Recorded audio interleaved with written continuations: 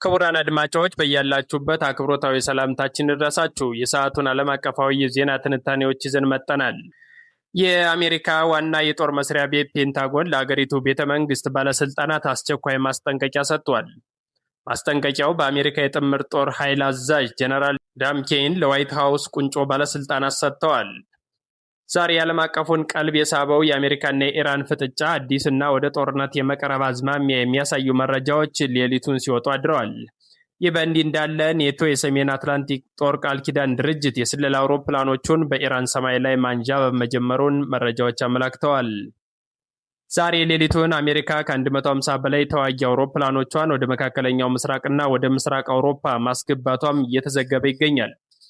እንደ ሳውዲ አረቢያና ኳታር ያሉ የመካከለኛው ምስራቅ ሀገራት የጦርነቱ ዝግጅት ቢያሸብራቸውም ኢራን በተቃራኒው እነዛን ወደ መካከለኛው ምስራቅ የሚጓዙ የጦር ተሸካሚ መርከቦችን በአስተማማኝ ሁኔታ ማውደም የሚችል ሱፐር ሃይፐርሶኒክ ሚሳይሎችን ከቻይና መንግስት ለመግዛት ስምምነት ላይ መድረሱን ከዜና ምንጫችን ለመረዳት ተችሏል። ይህ የቻይና የሃይፐርሶኒክ ሚሳይል የሰሜን አትላንቲክ ጦር ቃል ኪዳን ድርጅት የኔቶን ኃይል የሚፈታተን መሳሪያ ነው ተብሎለታል። ክቡራን አድማጭ ተመልካቾች እነዚህና ሌሎች ያልተሰሙ በዝርዝር የምናስደምጣችሁ መረጃዎች አለን። ለቻናላችን አዲስ ከሆናችሁ ሰብስክራይብ እንድታደርጉ እየጋበዝን ወደ ትንታኔ ዘገባችን። በቅድሚያም የአሜሪካ ዋና የጦር መስሪያ ቤት ፔንታጎን ለአገሪቱ ቤተ መንግስት ባለስልጣናት አስቸኳይና ጥብቅ ማስጠንቀቂያ ሰጥቷል። ማስጠንቀቂያው በአሜሪካ የጥምር ኃይል ዋና አዛዥ ጀነራል ዳምኬን ለዋይት ሃውስ ቁንጮ ባለስልጣናት ተሰጥቷል። መረጃው እንደሚያመለክተው ፕሬዚዳንት ትራምፕ የቁርጥ ቀን አድርገው የሚያምኗቸው ጀነራል በራሳቸው ላይ ከባድ የተባለለትን ጥብቅ ማስጠንቀቂያ ከሌሎች ባለስልጣናት ጋር ተሰጥቷቸዋል። ለባሰው ማጭድ አታውሰው እንዲሉ የእስራኤሉ ጠቅላይ ሚኒስትር ቤንያሚን ኔታንያሁ ከምንጊዜውም በላይ አጣብቂኝ ውስጥ ገብተናል ሲሉ ውጥረቱ እንዳሳሰባቸው ተናግረዋል። ዛሬ የልዕለ ኃያሏ ሀገር አሜሪካ ከፍተኛ የጥምር ጦር መሪ ጀነራል ኬን ፕሬዚዳንት ትራምፕ በኢራን ላይ ለመዝመት ከፍተኛ ዝግጅት እያደረጉ በሚገኙበት በዚህ ወሳኝ ቅጽበት ለጆሮአቸው ሰቅጣጭ የሆነ ማስጠንቀቂያ አስተላልፈዋል።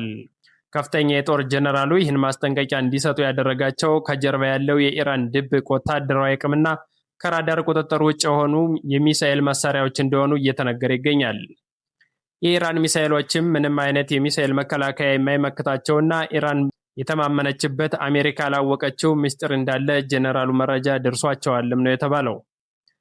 ታዲያ ፕሬዚዳንት ትራምፕ ስለ ማስጠንቀቂያው ምን ምላሽ ሰጡ? ትራምፕ ይህን ሲሰሙ እንዲህ አሉ። ጀነራል ኬንን ጠንቅቄ ያውቃቸዋለሁ። እንደ ማንኛችንም ኬን ጦርነትን አይፈልጉም። በዚህ ሰዓት ብዙ የተሳሳቱ መረጃዎች ይወጣሉ። መረጃው ስህተት ነው። ጦርነቱ ቢጀመር አሜሪካ እንደምታሸንፍ እኔም ጀነራል ኬንም እናውቃለን። ምናልባትም ምርጫው ከሆነ ግን ምርጫው እናከብርለታለን። ጀነራል ራይዝ ኬን ማንኛውም ዓለም አቀፋዊ ጦርነት በብቃት እንደሚወጡና እንደሚያሸንፉ ተማመንባቸዋለሁ። ኢራንም በባለፈው ሚድናይት ሀመሩ ጥቃት ጠንቅቃ ታውቀናለች። በቀጣዩ ሐሙስ ውይይት ካልተስማማች ግን የአሜሪካ ቦምብ ላንቃ ከፍቶ ይጠብቃታል። ለህዝቦቿም ወዮላቸው ሲሉ ማስጠንቀቂያውን አስተባብለውታል። የኢራን ህዝብ ያሳዝነኛል ያሉት ትራምፕ ታዲያ ምን ያደርጉታል? ክፉ መሪ ጥሎባቸው ሲሉ ሊደርስባቸው የሚችለውን ሰቆቃ አስቀድመው ተንብየዋል። ኢራን በበኩሏ የቀጣዩን ቀን የሰላም ድርድር ውሳኔ በጥልቀት ተመልክታ ድርድሩ የማይሳካ ከሆነ በአሜሪካ ላይ ስሌቷን እየቀመረች መሆኗን በመሪዋ በኩል አስጠንቅቃለች። አሜሪካና እስራኤል በኢራን ላይ ጥቃት ከሰነዘሩ ለአጸፋዊ እርምጃው የኢራኑን አብዮታዊ ዘብ ዋና አዛዥ ማዘጋጀታቸውን አያቶላ ካሚኔ ተናግረዋል። በመጨረሻም ዛሬ ሌሊት ብሉምበርግ ይዞት በወጣው መረጃ የሰሜን አትላንቲክ ጦር ቃል ኪዳን ድርጅት ኔቶ የአሜሪካንና የመካከለኛው ምስራቅ ውጥረትን ተከትሎ ፊቱን ወደ ኢራን ማዞሩ እንዲሁም አሜሪካ ከ150 በላይ ተዋጊ አውሮፕላኖቿን ወደ መካከለኛው ምስራቅ መላኳን ለመረዳት ተችሏል። ይህን ውጥረት ተከትሎም ይመስላል ኔቶ በሁለቱ ሀገራት ጣልቃ በመግባት በኢራን ሰማይ ላይ ከፍተኛ የስለላ ስራውን የጀመረው። የሰሜን አትላንቲክ ጦር ቃል ኪዳን ድርጅት በዓለም ላይ ያሉትን እጅግ ዘመናዊ የሆኑ የኤሌክትሮኒክስ እና የራዳር የስለላ ቴክኖሎጂዎችን ጭምር እየተጠቀመ መሆኑን መረጃው ያመለክታል።